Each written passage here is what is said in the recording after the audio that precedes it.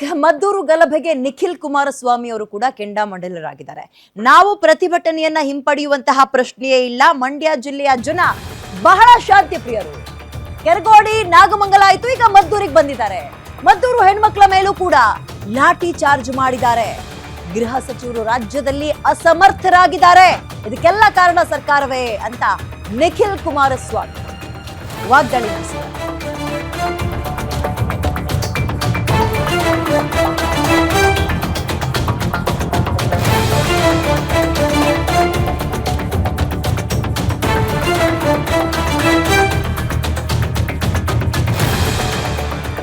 ನಿಖಿಲ್ ಕುಮಾರಸ್ವಾಮಿ ಅವರು ಇವತ್ತು ಸ್ಪಾಟಿಗೆ ಹೋಗಿದ್ರು. ಈ ಸಂದರ್ಭದಲ್ಲಿ ರಾಧಾ ಹಿರೇಗೌಡರ್ ನಿಖಿಲ್ ಅವ್ರನ್ನು ಕೂಡ ಮಾತನಾಡಿಸೋ ಪ್ರಯತ್ನ ಮಾಡಿದ್ರು. ಏನ್ ಹೇಳಿದ್ರು ನಿಖಿಲ್ ಕುಮಾರಸ್ವಾಮಿ ಕೇಳೋಣ. ತಾವು ಆಸ್ಪತ್ರೆಗೂ ಕೂಡ ಭೇಟಿ ಕೊಟ್ರೆ ಈಗ ಪ್ರತಿಭಟನೆಯನ್ನ ಹಿಂಪಡೆದಂಗ ಆಯ್ತಾ? ಈಗ ಮುಗಿತಾ ಇಲ್ಲಿಗೆ? ಈ ಪ್ರತಿಭಟನೆ ಹಿಂಪಡಿತಕ್ಕಂತ ಪ್ರಶ್ನೆ ಇಲ್ಲಮ್ಮ. ಮಂಡ್ಯ ಜಿಲ್ಲೆ ಶಾಂತಿಯನ್ನ ನೆಲೆಸಿರ್ತಕ್ಕಂಥ ಜಿಲ್ಲೆ ಮಂಡ್ಯ ಜಿಲ್ಲೆ. ಮಂಡ್ಯ ಜಿಲ್ಲೆಯ ಜನತೆ ಬಹಳ ಶಾಂತಿ ಪ್ರಿಯರು.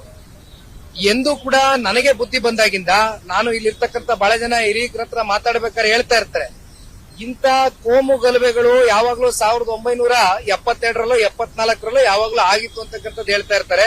ಆದ್ರೆ ಕಳೆದ 2 ವರ್ಷದಲ್ಲಿ ಒಂದ್ ಕಡೆ ಕೆರಗೋಡಿನ ಇನ್ಸಿಡೆಂಟ್ ಆಯ್ತು, ಮತ್ತೆ ನಾಗಮಂಗಲಕ್ಕೆ ಬಂದ್ರು ಕಳೆದ ವರ್ಷ, ಮತ್ತೆ ನಿನ್ನೆ ದಿನ ಮದ್ದೂರಿಗೆ ಬಂದವ್ರೆ. ಇದು ಈ ರೀತಿ ಇದಕ್ಕೆ ಕುಮ್ಮಕ್ ಕೊಡ್ತಾ ಇರ್ತಕ್ಕಂಥವ್ರು ಇನ್ಯಾವುದೋ ಒಂದು ವೋಟ್ ಬ್ಯಾಂಕ್ ಅನ್ನ ಗಟ್ಟಿಪಡಿಸ್ಕೊಳ್ಳೋದಕ್ಕೋಸ್ಕರ ರಾಜಕೀಯನೇ ಅಸ್ತ್ರವಾಗಿ ಮುಂದಿಟ್ಕೊಂಡು ಹೊಟ್ಟಿರ್ತಕ್ಕಂಥದ್ದು ಇವತ್ತು ಇದರಲ್ಲಿ ಬಹಳ ಸ್ಪಷ್ಟವಾಗಿ ಅರ್ಥ ಮಾಡ್ಕೊಳ್ಬೇಕಾಗ್ತದೆ.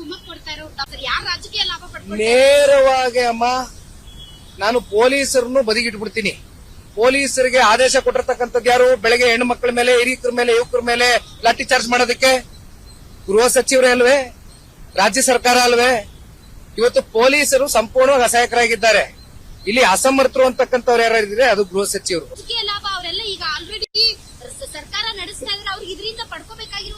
ಅಮ್ಮ, ಧರ್ಮಸ್ಥಳದ ವಿಚಾರದಲ್ಲಿ ಏನೇನಾಯ್ತು?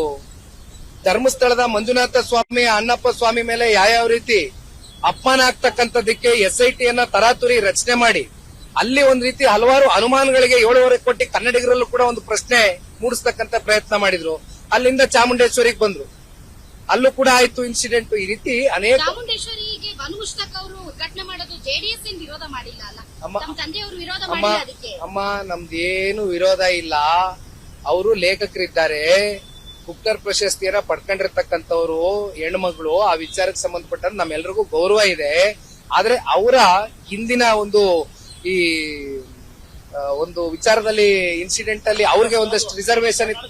ಕರ್ನಾಟಕ ಫ್ಲಾಗು ಮತ್ತೆ ನಮ್ಮ ಅರ್ಶನ ಕುಂಕುಮ, ತಾಯಿ ಭುವನೇಶ್ವರಿ ಬಗ್ಗೆ ಅವ್ರಿಗೆ ನಮ್ಮ ಒಂದು ಧರ್ಮದ ಬಗ್ಗೆ ತಾತ್ಸಾರ ಮನೋಭಾವ ಇತ್ತಲ್ಲ, ಅದ್ರ ಬಗ್ಗೆ ನಾವು ಪ್ರಶ್ನೆ ಮಾಡಿದ್ವಿ ಹೊರತುಪಡಿಸಿ.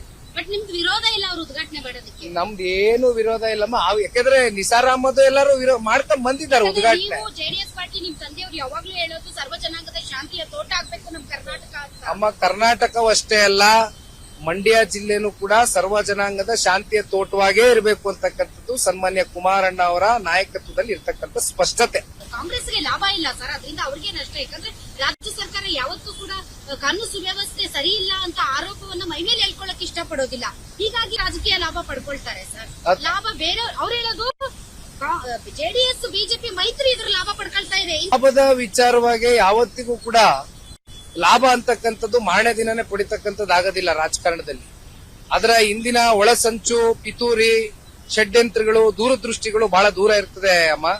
ಹಾಗಾಗಿ ಇದು ಇವತ್ತು ನಮ್ಗೆ ಗೊತ್ತಾಗ್ಲಿಕ್ಕಿಲ್ಲ. ಇವತ್ತು ನಾವೇನೇ ಮಾತಾಡಿದ್ರು ಕೂಡ ಇಟ್ ಇಸ್ ಟೂ ಅರ್ಲಿ. ಈಗ ಮಾತಾಡ್ತಕ್ಕಂಥದ್ದು ಬೇಡ. ಹಿಂದೂ ಪರ ಹೋರಾಟಗಾರರು ನಾಳೆ ಬಂದಿಗೆ ಕರೆ ಕೊಟ್ಟಿದ್ದಾರಮ್ಮ. ಪಕ್ಷಾತೀತವಾಗಿ ನಮ್ಮ ಪಕ್ಷದ ವತಿಯಿಂದ ಜಿಲ್ಲೆಯ ನಾಯಕರು, ಕಾರ್ಯಕರ್ತರು, ಸ್ಥಳೀಯರು ಎಲ್ಲರ ಭಾವನೆಗೆ ಧಕ್ಕೆ ಆಗಿದೆ. ಆ ಹಿನ್ನೆಲೆಯಲ್ಲಿ ಇವತ್ತು ಹಿಂದೂ ಪರ ಸಂಘಟನೆಗಳ ಜೊತೆ ನಾವು ಕೂಡ ಇದ್ದೇವೆ ಅಂತಕ್ಕಂಥ ನಾಳೆಯ ದಿನ ಕೂಡ ಬಹಳ ಸ್ಪಷ್ಟವಾಗಿ ತಿಳಿಸಿದ್ದೀವಿ. ನಾಳೆ ಏನಾದ್ರು ಹೋರಾಟ ಇದೆ ಸರ್? ನಾಳಿದ್ದೇನೋ ಹೋರಾಟ ಇದೆ ಅಂತ ಸಾಮೂಹಿಕ ವಿಸರ್ಜನೆ ಮಾಡ್ತೀವಿ JDS ಮತ್ತು BJP ಕಾರ್ಯಕರ್ತರು ಎಲ್ಲರೂ ಸೇರಿ ಅಂತ, ಆ ತರದ್ದು ಏನಾದ್ರು ಕಾರ್ಯಕ್ರಮಗಳು ಇದೆಯಾ? ಕಾರ್ಯಕ್ರಮ ಇದೆಯಮ್ಮ. ನಾಡಿದ್ದ ದಿನ ಮಾಡ್ಕೊಂಡಿದ್ದಾರೆ. ಇಲ್ಲಿ ಜಿಲ್ಲೆನಲ್ಲಿ ಹಿಂದೆನೆ ಇತ್ಯರ್ಥ ಆಗಿತ್ತು. ಆ ಹಿನ್ನೆಲೆಯಲ್ಲಿ ಜಿಲ್ಲೆಯ ನಾಯಕರು ಕಾರ್ಯಕರ್ತರ ಜೊತೆ ಕೂತು ಸ್ಥಳೀಕರ ಜೊತೆ ಕೂತು ಮತ್ತು ಮಸೀದಿಯಲ್ಲಿ ಶಸ್ತ್ರಾಸ್ತ್ರಗಳು ಇಟ್ಟಿದ್ರು ಅಂತ ಎಲ್ಲ ಪ್ರತಾಪ್ ಸಿಂಹ ಅವರು ಮಾತಾಡೋದನ್ನ ನಾವು ನೋಡಿದ್ವಿ. ಆದ್ರೆ ಪ್ರತಾಪ್ ಸಿಂಹ ಅವರು ಮಾತಾಡೋದಕ್ಕೂ ಮತ್ತು ಜೆಡಿಎಸ್ ನ ಯುವ ನಾಯಕರು ಮಾತಾಡೋದಕ್ಕೂ ಬಹಳಷ್ಟು ವ್ಯತ್ಯಾಸಗಳು ಇರುತ್ತೆ. ಯಾಕೆಂದ್ರೆ ತಾವು ಮೈತ್ರಿ ಮಾಡ್ಕೊಂಡ್ರು ಕೂಡ ತಾವು ಜಾತ್ಯತೀತವಾದಂತಹ ಧೋರಣೆಯನ್ನ ಇಟ್ಕೊಂಡವರು. ತಾವು ಮಸೀದಿಯ ವಿರುದ್ಧ ಕ್ರಮ ಕೈಗೊಳ್ಬೇಕು ಅಂತ ತಾವು ಕೂಡ ಏನಾದ್ರೂ ಒತ್ತಾಯ ಮಾಡ್ತೀರಾ?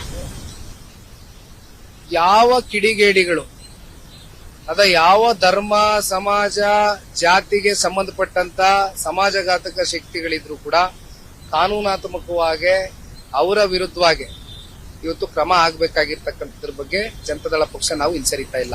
ಆದ್ರೆ ಅಟ್ ದ ಸೇಮ್ ಟೈಮ್ ನನಗೆ ಅಲ್ಲಿದ್ದಂತ ಸ್ಥಳೀಯರು ಒಂದು ಮಾತು ಹೇಳ್ತಾ ಇದ್ರು, ಕೆಲವೊಂದಷ್ಟು ಡ್ರ್ಯಾಗರು ಏನಪ್ಪಾ ಅದು ಮಚ್ಚು ಡ್ರ್ಯಾಗರು ಲಾಂಗು ಕಲ್ಲು ಗಿಲ್ಲು ಎಲ್ಲ ಪೂರ್ವ ನಿಯೋಜಿತವಾಗಿ ತಗೊಂಬಂದು ಇಟ್ಕೊಂಡಿದ್ರು. ಎಲ್ಲಿ ಇಟ್ಕೊಂಡಿದ್ರು? ಅದು ಪೊಲೀಸರು ಹೇಳಬೇಕು, ಗೃಹ ಸಚಿವರು ಹೇಳಬೇಕು. ಅವ್ರು ಹೇಳಿದಾರೆ, ಅದಕ್ಕಂದ್ರೆ ಅವ್ರು ಹೇಳಿರೋದು ನನಗೆ ಗೊತ್ತಿಲ್ಲ ಕಣ. ಮಸೀದಿಯಲ್ಲಿ ಇಟ್ಕೊಂಡಿದ್ರು ಅಂತ ಅದಕ್ಕೆ ನಿಮ್ಗೆ ಕೇಳಿದೆ. ಅದು ಮಸೀದಿನಲ್ಲಿ ಇಟ್ಕೊಂಡಿದ್ರಾ? ತನಿಖೆ ಮೂಲಕ ಹೊರಗಡೆ ಬರ್ಬೇಕು. Thank you very much.